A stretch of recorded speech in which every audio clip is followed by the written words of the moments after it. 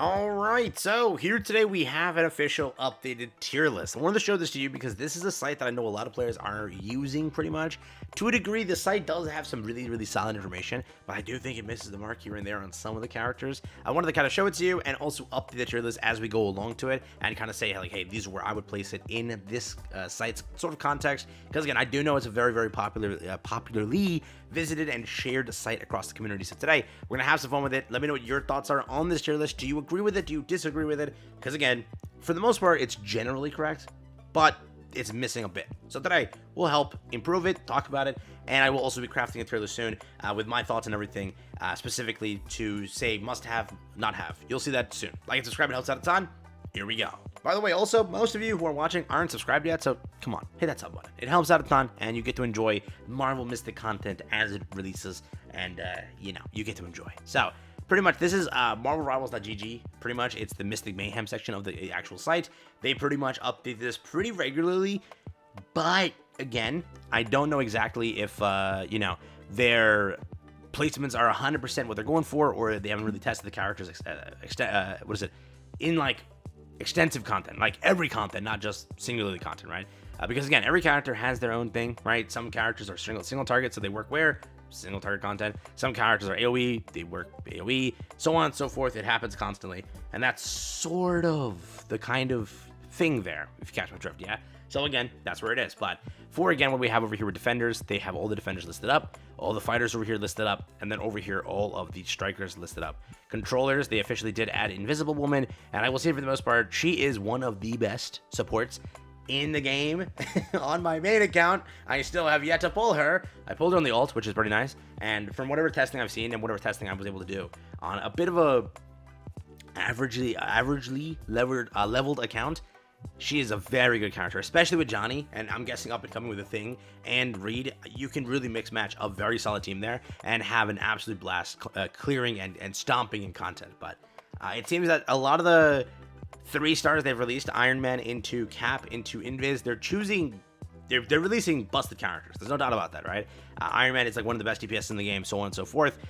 Cap, one of the best defenders. Now Invis, one of the best supporters. I don't think there's anything illogical in that statement, but here's what their defender tier list is pretty much. This is strictly their defender tier list. They're saying that Armor above Juggernaut, Hulk above Sentry, above Angela, above Captain America. The one thing that I definitely disagree with, Captain America is SS tier. There's no doubt about that, or S tier in this tier list case. Captain America is very freaking good. There is no doubt that he is one of the best defenders too.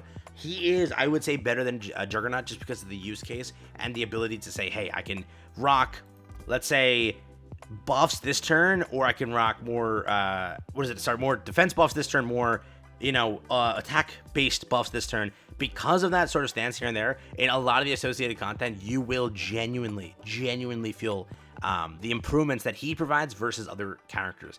You will feel that with this character. There is, again, no doubt about that. So, in my opinion, I'd say S tier. I definitely would. I would also bump Armor down probably to A tier, or just keep her at the end of S tier in this tier list case.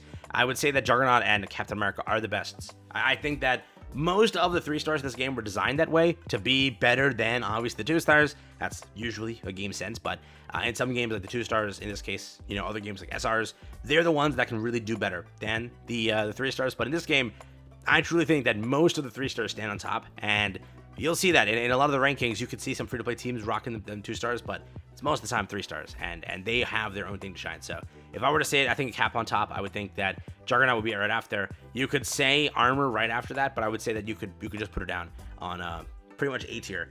What I will say also is I like Sentry more than I like Hulk. Hulk originally started off to be a really good character, and as you dabble with the other 3-star defenders, you see a little bit more of a problem Hulk has. He has still the ability to be built on a lot of teams, but I would say that Sentry might be above Hulk on that one, and Cap again on top. So that's where this thing I would sort of update it with. But if you want their opinion, they're saying that currently this is where it goes.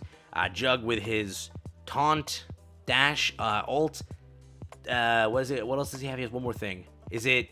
Yeah, based off his max HP, if you build it properly, based off his max HP is how his attack works. He can be a very heavy hitter. He requires scaling to reach his full potential. Without enough duplicates and upgrades, he becomes extremely powerful at high levels. In the end game, with multiple dupes and max enhancements, Juggernaut is a true powerhouse, surpassing armor. So they do kind of adjust it there. Their rating on Cap, though, is Captain serves as a solid defender who can tank incoming damage, taunt enemies, and buff allies. His strength lies in his semi-supportive kit, making him a perfect pick for fast-clearing compositions. I don't know why they like say that and then like rate him that low, but that's where they're saying that is. But as we go over here, we have our fighter class. So I believe is Reed. I think Reed would confirm as a fighter. Fact check me on that one, please. For now, though, Thor is your best fighter. I would say that there's no doubt about that one. I would second say that yes, probably it's Psylocke, I guess, yeah. And the fighter class, I kind of agree with that as well. I do know that Black Knight has a lot of hatred for him, but there is content where he does work. You just have to find that content, right? Echo, I would say, is also A tier.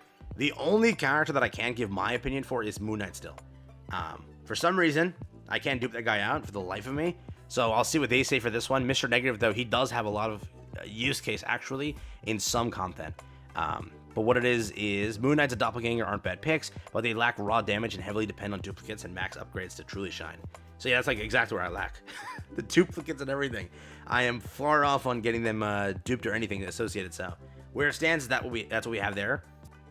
Pretty much, they are good characters, but depending on the dupes and everything associated, that's what you have. But if you are looking for the best fighter, it's Thor, 100%. In my opinion, it's Psylocke, then Echo. That's sort of what I would say.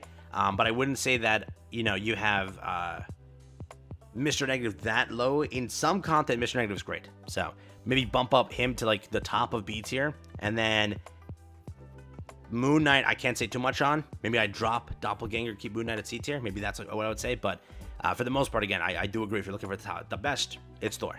No doubt about that, it's Thor. For strikers, in this case, I stand by it. Iron Man, Scarlet Witch, then I guess, well, in this case, no. Iron Man, Scarlet Witch, Storm. I don't know, a lot of tier lists do say that Storm's not that good. Storm is far better than I expected. Again, originally, the big, like, launch misinformation was like, dude, Storm sucks. Don't believe that, dude. Storm is far better than you can ever imagine. She is insanely good. Insanely good when it comes to AoE damage. I would say for the most part, even in most content, you want Storm to be there. I would say that she's S tier, 100%. I would also maybe even bump up Human Torch, maybe at the cusp of A tier to S tier. Human Torch is very good as well, especially for a 2-star character. In my opinion, he is insane. He is, right? There is no doubt that I think that Storm, Scarlet Witch, Iron Man are up there. If you're looking between Scarlet Witch and Iron Man, they both serve pretty much a similar purpose. As you can see, Scarlet Witch, Lady Bullseye, and Iron Man are all the top strikers in Marvel Mystic Mayhem. Iron Man excels at damage dealing heavy at the AoE damage area. Scarlet Witch deals massive critical hits with her skills, and Lady Bullseye is unmatched when it comes to single target enemies. No doubt about that, but I would say that if this tier list would be updated, it would be Storm, Scarlet Witch, and Iron Man on top there. And then I would say probably maybe Lady Bullseye, Human Torch, Misty Knight. We'll go with that. I think I agree where Thread is placed here.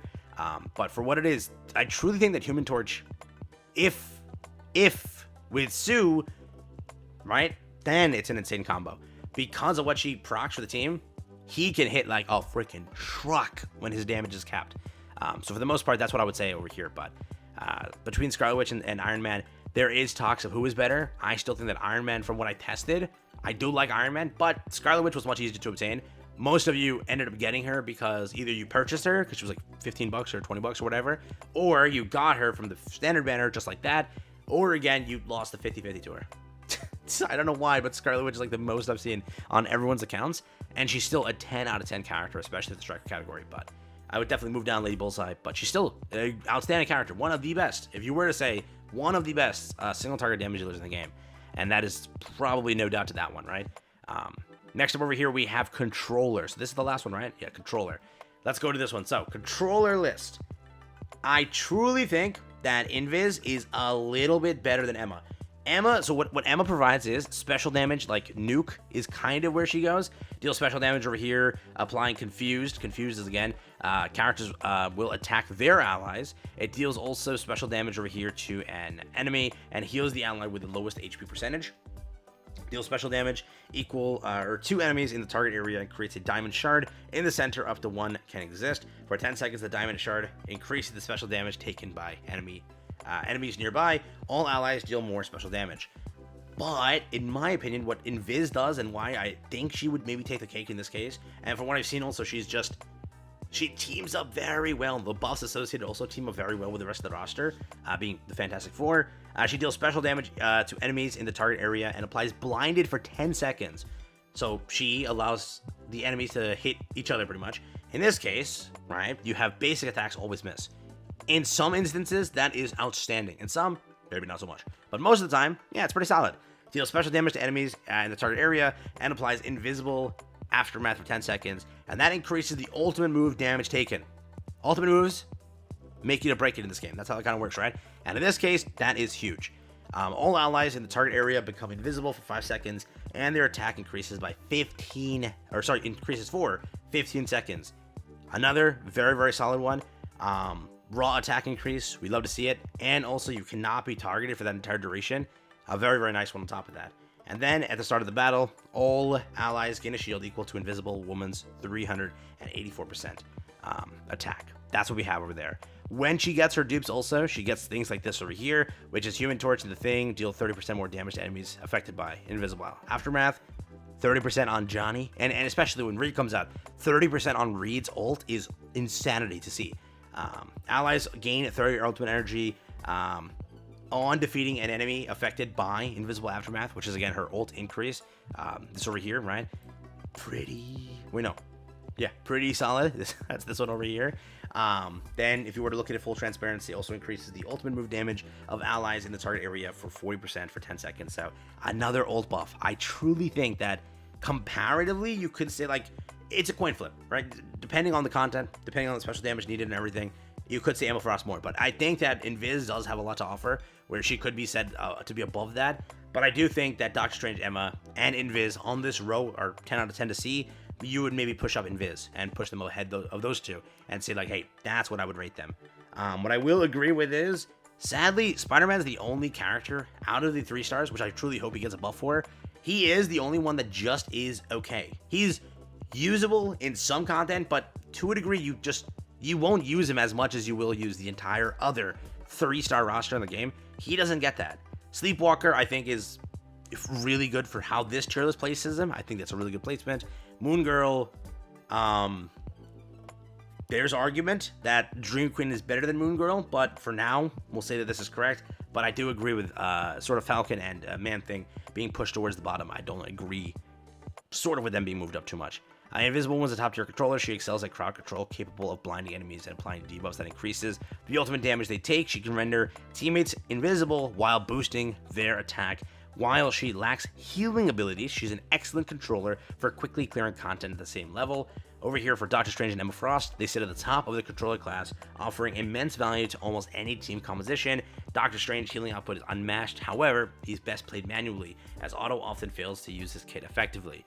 Emma truly lives up to her title as the Queen in Mystic Mayhem. She can heal, deal damage, buff allies, and debuff enemies. Her versatile kit allows her to handle nearly all types of content with ease.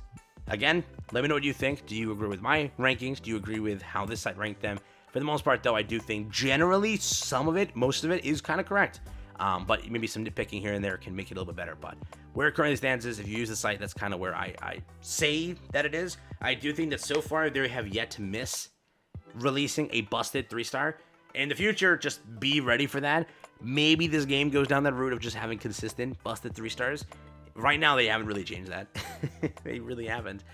You started off with the launch having Iron Man, and he was 10 out of 10. You then had Captain America. He, in my opinion, is 10 out of 10. Invis is pretty much 10 out of 10, especially teamed up with Reed. And we're thinking on paper, Reed looks like he's 10 out of 10. So you already have that many characters. Soon after, you're going to be obviously seeing some really cool ones, which we already kind of have an idea for what Mystic Mayhem is going to kind of release. But at this point in time, there is a lot of busted, releases. And I don't think that's going to change. So let's see what happens. All right. With that being said, we'll wrap it up there. Hope you guys enjoyed the video. Hope this one helps you out. Again, in the future, we'll go more in depth. And I want to also craft my own tier list together Maybe we do that in a video. Maybe I do that to the community post tab and have you vote, and we create the tiers like that.